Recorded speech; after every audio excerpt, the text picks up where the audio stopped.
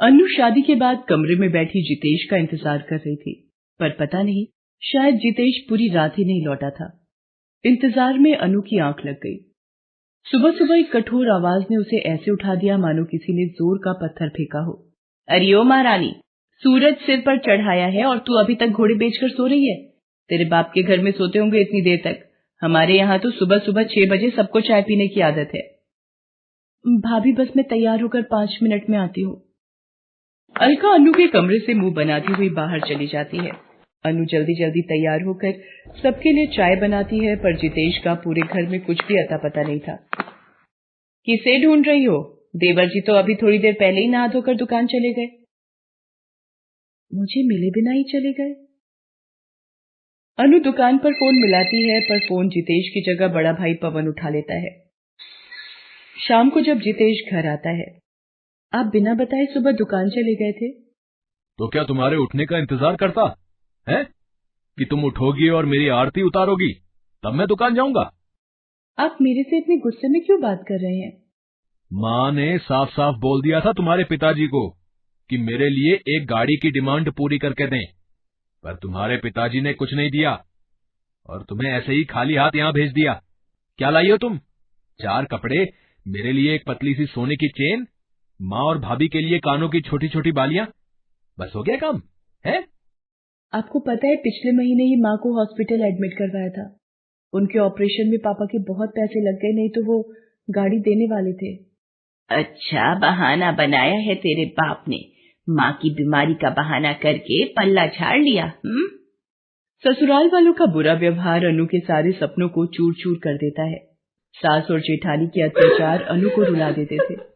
एक दिन जितेश अपने दोस्त की पार्टी में चला जाता है और देर रात तक घर नहीं आता। रात के 1 बजे अचानक, कौन है? आप आ गए क्या? रुकिए मैं लाइट जलाती हूँ। जेठ जी, आप इस वक्त मेरे कमरे में?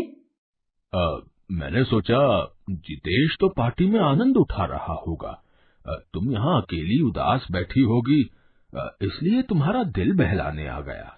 जेठ जी, आप कृपया करके यहाँ से चले जाइए, नहीं तो मैं शोर मचाकर सबको बुला लूंगी। पवन अनु के साथ जबरदस्ती करने लगता है। अनु शोर मचाने लगती है। अनु की सास और अलका दोनों कमरे में आ जाती हैं। अलका, ये देखो, अनु ने मुझे बहाने से अपने कमरे में बुलाया और जबरदस्ती मेरे साथ चिपक कर शोर मचाने लगी। तेरी इतनी मजाल, तू मेरे पति पर डोरे डालेगी? शर्म नहीं आती तुझे? अगर तेरा पति बाहर है तो तू ये गंदी हरकत करेगी? ये ऐसे नहीं मानेगी अलका बहू। इस कूड़े करकट को इस घर से बाहर निकाल कर फेंक दो। ये अब इस घर में नहीं रह सकती। इतनी देर में जितेश भी आ जाता है। उसे सारी बात पता चलती है तो वो भी अनु पर भड़कने लगता है। अनु ने जो गलती की है उसके लिए इसको कोई माफी नहीं मिलेगी। तुम खुद यहाँ से जाओगी या धक्के मार कर निकालूं? अनु रोती बिलखती रहती है, पर कोई उसकी बात तक नहीं सुनता। मायके वो क्या अपमान लेकर जाती? उसकी माँ पहले ही बीमार थी। हे भगवान, मेरे पास मरने के सिवा और कोई रास्ता नहीं। मुझे माफ कर देना माँ पिताजी। अनु एक नदी में कूद जाती है। तभी रामदेव नाम का एक मछुआरा वहां से गुजर रहा था। अरे अरे अरे, ये नदी में किसने छलांग लगा दी रे? हे ईश्वर, अरे ये तो कोई लड़की है। रामदेव अनु को किनारे तक लेकर आता है। अनु होश में नहीं आ रही थी। रामदेव कुछ और लोगों की मदद से अनु को घर ले जाता है। अरे ये कौन है? ये किसे उठा कर ले आए? अरे पता नहीं कौन है बेचारी, है? अरे नदी में डूबकर मरना चाहती थी, मेरी नजर पड़ गई तो बचा लिया। रामदेव की पत्नी सीता कुछ पत्तों का काढ़ा बनाकर अनु को पिलाती है। कुछ देर बाद अनु को होश आ जाता है। वो रोते हुए अपनी आप बीती रामदेव और सीता को बताती है। नहीं बेटी, ऐसे अपना जीवन खत्म करने के बारे में बिल्कुल भी मत सोचना। मनुष्य का जीवन तो संघर्षों से ही भरा होता है, पर हमें हर मुसीबत से डटकर मुकाबला करना चाहिए। आत्महत्या करने से कोई हल नहीं निकलता। जो हो गया उसे भूल जाओ बेटी। अगर तुम्हें कहीं नहीं जाना तो तुम हमारे पास ही रह सकती हो। राम और सीता की भी कोई औलाद नहीं थी, इसलिए वो अनु को बेटी की तरह प्यार करने लगे। समय बीता। रामदेव की तबीयत ठीक नहीं रहती थी। बहुत इलाज करवाने के बाद भी वो नहीं बच सका और उसका देहांत हो गया। अब अनु ही सीता का सहारा थी। एक दिन माँ, मैं चाहती हूँ घर चलाने के लिए मैं कुछ काम कर लूँ। सोच रही हूँ कहीं कोई काम मिल जाए तो सहारा हो जाएगा। ठीक है बिटिया, पर ध्यान से जाना। अनु नौकरी की तलाश में घर से निकलती है, तभी एक गाड़ी वाला रास्ते में किसी महिला को टक्कर मारकर चला जाता है। अनु ये सब देख लेती है और कुछ लोगों की मदद से उस महिला को पास के हॉस्पिटल लेकर जाती है। अरे, ये तो डॉक्टर गीता है, जल्दी से डॉक्टर राजीव को बुलाइए। डॉक्टर गीता को ये चोट कैसे आई? ये पैदल जा रही थी, तभी कोई गाड़ी वाला ठोकर मारकर भाग गया। जिस महिला का एक्सीडेंट हुआ था वो इसी हॉस्पिटल की डॉक्टर गीता थी। कुछ समय बाद डॉक्टर गीता को होश आता है। डॉक्टर गीता, ये अनु जी हैं। आज यही तुम्हें हॉस्पिटल लेकर आई थी। थैंक यू सो मच अनु, आज तुम्हारी वजह से मैं ठीक हूँ। डॉक्टर गीता अनु से उसके बारे में जानकारी लेती है और उसके साथ हुए अत्याचारों को सुनकर वो भी बहुत दुखी होती है। अनु, अगर तुम चाहो तो यहाँ हॉस्पिटल में एक नर्स बनकर मरीजों की देखभाल कर सकती हो। इन मरीजों की सेवा करके तुम्हारे दिल को बहुत खुशी मिलेगी और यहाँ तुम्हें रहने के लिए क्वार्टर भी मिल जाएगा। आपका बहुत बहुत शुक्रिया डॉक्टर गीता, आपने मेरे मुश्किल वक्त में एक उम्मीद जोड़ दी। उस दिन के बाद अनु सीता के साथ हॉस्पिटल के क्वार्टर में ही रहने लगी और नर्स बनकर मरीजों की सेवा करने लगी। एक दिन, हटिए हटिए, इमरजेंसी है, आदमी को बहुत चोटें आई हैं, हटिए हटिए। जितेश, ये सब कैसे? अनु, तुम इसे कैसे जानती हो?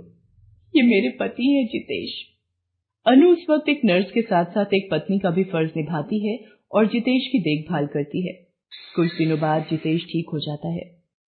अनु, तुम्हारे जाने के बाद मुझे अपनी गलती का एहसास हुआ। भैया ने जानबूझकर तुम्हारे ऊपर इतना गंदा इल्जाम लगाया। माँ का पिछले 15 दिन पहले ही देहांत हो गया। भैया भाभी ने ये सब जायदाद के लिए किया था। उन्होंने मुझे मरवाने की कोशिश की और एक ट्रक से मेरा एक्सीडेंट करवाना चाहा। शायद भगवान चाहते थे कि मैं तुमसे अपने किए की माफी मांग सकूं, इसलिए उन्होंने मुझे उस दिन बचा लिया था। तुमने मेरी इतनी सेवा की है, मैं इसके लायक भी नहीं था। हो सके तो मुझे माफ कर देना अनु। जितेश रोते हुए जाने लगता है, तभी अनु उसका हाथ पकड़ लेती है। जितेश रोते हुए अनु के गले लग जाता है। दोनों एक दूसरे के गले लगकर रोने लगते हैं। मानो कितने समय का दुख छिपाए वे दोनों एक दूसरे के इंतजार में थे। उस दिन अनु और जितेश के आंसू सच में मोती समान बन गए थे।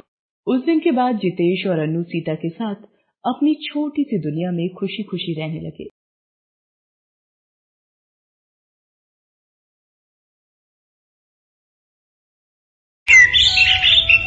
रमा, मैं तैयार होकर आता हूँ। ड्राइवर को ये बैग दे दो, गाड़ी में रख देगा। आज मेरी बहुत बड़ी मीटिंग है, ये बैग भूल ना जाऊं।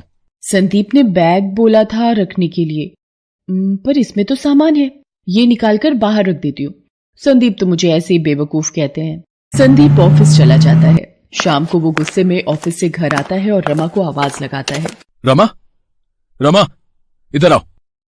मैंने तुमसे कहा था ना कि आज मेरी बहुत जरूरी मीटिंग है। मेरा बैग ड्राइवर को दे दो, वो गाड़ी में रख देगा। तुमने ड्राइवर को खाली बैग दे दिया।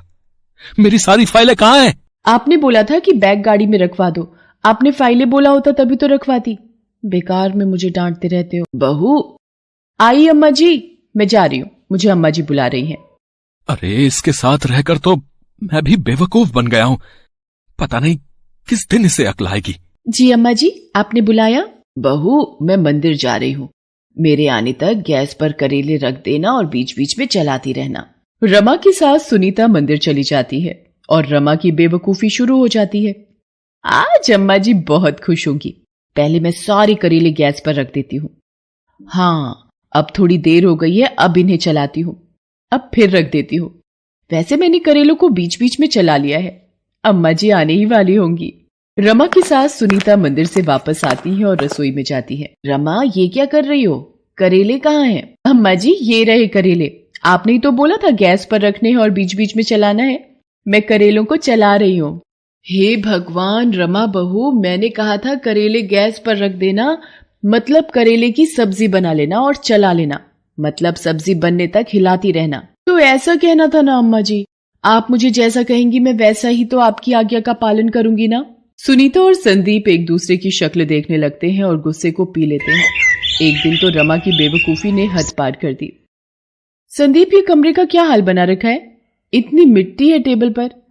अरे ये लैपटॉप, सारा दिन संदीप इस पर काम करते हैं, कितना गंदा हो रहा है ये, क्यों ना इसको अच्छे से धो दूं। रमा लैपटॉप को सर्फ के पानी में डुबोकर धो देती है और कपड़े सूखने वाली रस्सी पर टांग देती है। तभी संदीप आ जाता है। रमा, अरे रमा, ये क्या किया तुमने? मेरा लैपटॉप। हाँ, इस पर बहुत धूल मिट्टी हो रही थी, मैंने सोचा इसको अच्छे से धोकर सुखा देती हूँ। मैंने सही किया ना? रमा, तुम सचमुच तुम बेवकूफ पत्नी हो। मेरा दिमाग खराब था जो तुमसे शादी की मैंने। रमा बहू, तुम में जरा भी समझ है? लैपटॉप भी कोई धोने की चीज है? क्या बात है? क्यों इतना शोर मचा रखा है? मेरी इतनी समझदार बहू से अगर कोई गलती हो गई तो इस तरह से उसे क्यों डांट रहे हो? जाओ बहू, तुम रसोई में जाकर मेरे लिए एक गिलास पानी ले आओ। बाबूजी, पानी घड़े का लाऊं या फ्रिज का? बेटा, घड़े का ले आओ। बाबूजी, छोटे घड़े का पानी लाऊं या बड़े घड़े का? बेटा, किसी भी घड़े का ले आओ। अच्छा, तो स्टील के घड़े का पानी लाऊं या मिट्टी के घड़े का? अब देते रहो जवाब, मैं तो चली कमरे में सोने। इस बेवकूफ की बातों में कौन उलझे। अब रहने दो रमा बहू, मैं पानी खुद ही पी लेता हूँ। तुम अपना काम करो। अच्छा? हाँ। अच्छा ठीक है बाबूजी, वैसे पता नहीं मुझे सब इतना बेवकूफ क्यों समझते हैं, ऐसे ही डांट दिया मुझे, पर धुलने के बाद ये लैपटॉप कितना सुंदर दिखाई देता है। संदीप और रमा की सास रमा की बेवकूफी से बहुत परेशान रहते थे। एक दिन संदीप और रमा के ससुर जयप्रकाश को किसी जरूरी काम से दूसरे शहर जाना था। अब सुनीता, मुझे और संदीप को जरूरी काम से लखनऊ जाना है। अपना और रमा बहू का ध्यान रखना है। और तुम भी जरा अपने फालतू दिमाग का कम इस्तेमाल करना। अरे कभी तो बहू को डांटे बिना कोई काम कर लिया कर संदीप बेटा। है? चल, अब देर हो रही है, ट्रेन का वक्त हो रहा है, चल। संदीप और जयप्रकाश लखनऊ चले जाते हैं। दोपहर के वक्त रमा अपनी पड़ोसन सुधा के साथ बात कर रही थी। अब क्या करूं सुधा, तू ही बता, कितना ध्यान रखती हूँ सबका, फिर भी संदीप और माँ जी मुझे बेवकूफ ही समझते हैं। वो तो तू है ही। क्या कहा? नहीं, कुछ नहीं, मेरे पास एक इलाज है जिससे तेरी सास और पति तेरे से खुश हो जाएंगे। मैंने भी यही अपनाया था, बहुत चमत्कारी नुस्खा है। क्या नुस्खा है सुधा, जल्दी बता। सुधा रमा की बेवकूफी का फायदा उठाकर उसे एक बेवकूफी से भरा नुस्खा बता देती है। ये नुस्खा तेरे बहुत काम आएगा। वैसे तुझे पता है रमा, पिछली गली में कल रात एक घर में चोरी हो गई। चोर छत के दरवाजे से घर में घुस आए थे। क्या? छत के दरवाजे से? मुझे याद आया, हमारी भी तो छत का दरवाजा खुला रहता है, उसकी कुंडी खराब है। चलो अच्छा है चोरों को ये बात पता नहीं चली। अच्छा, अब मैं जाती हूँ। रमा को छत के दरवाजे के बारे में बात करते हुए वही चोर सुन लेते हैं। वो बड़े शातिर चोर थे और उसी गली के आसपास ऐसे लोगों के घर की खबर रखते थे जिनके घर चोरी की जा सकती थी। इशारे से दोनों चोर बात करते हैं कि रात में इसी घर में चोरी करेंगे और उस वक्त वहां से चले जाते हैं। रमा घर के भीतर आ जाती है रात के वक्त। चल भाई, जल्दी से चोरी कर लेते हैं, छत का दरवाजा खुला हुआ है। लगता है दोनों सास बहू घर में अकेली हैं, कोई आदमी घर में नहीं है, तो चोरी करना और भी आसान हो जाएगा है? दोनों चोर चोरी करने ही वाले थे कि तभी रमा की सास की आवाज सुन लेते हैं और सीढ़ियों पर ही रुक जाते हैं। ओ रमा बहू, ये क्या कर रही हो? पूरे घर में मिर्चों का धुआं कर दिया, ये मिर्ची क्यों जला रही है? हे भगवान, मार दिया रे। अम्मा जी, ये नुस्खा है, ये आप अभी नहीं समझोगे, पहले इन मिर्चों के धुओं को घर घर के कोने में फैल जाने दीजिए। रमा मिर्चों का धुआं फैलाती हुई छत की सीढ़ियों के पास भी जाती है, जिसकी महक से दोनों चोर तेज तेज खांसने और छींकने लगते हैं। उनका बुरा हाल होने लगता है। अरे कोई बचाओ, इस पूरे घर में मिर्च है।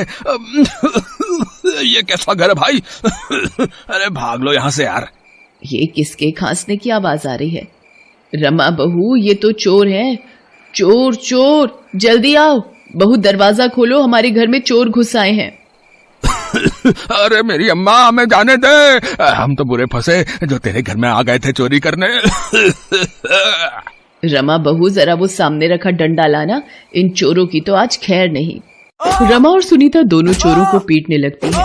इतनी देर में मोहल्ले के लोग भी आ जाते हैं और चोरों को पकड़ लेते हैं। ये तो वही चोर है जिन्होंने पिछली गली में कल रात को चोरी की थी। मारो इनको, पकड़ो, पुलिस के हवाले करो, मारो। दोनों चोरों को मोहल्ले के लोग पुलिस के हवाले कर देते हैं। रमा बहू, तुमने तो कमाल कर दिया। वाकई में तुम बहुत अच्छी बहू हो। सुधा, इधर आ। मुझे लगता है तेरा नुस्खा काम आ गया। अम्मा जी मेरे से पहली बार इतने अच्छे से बात कर रही हैं।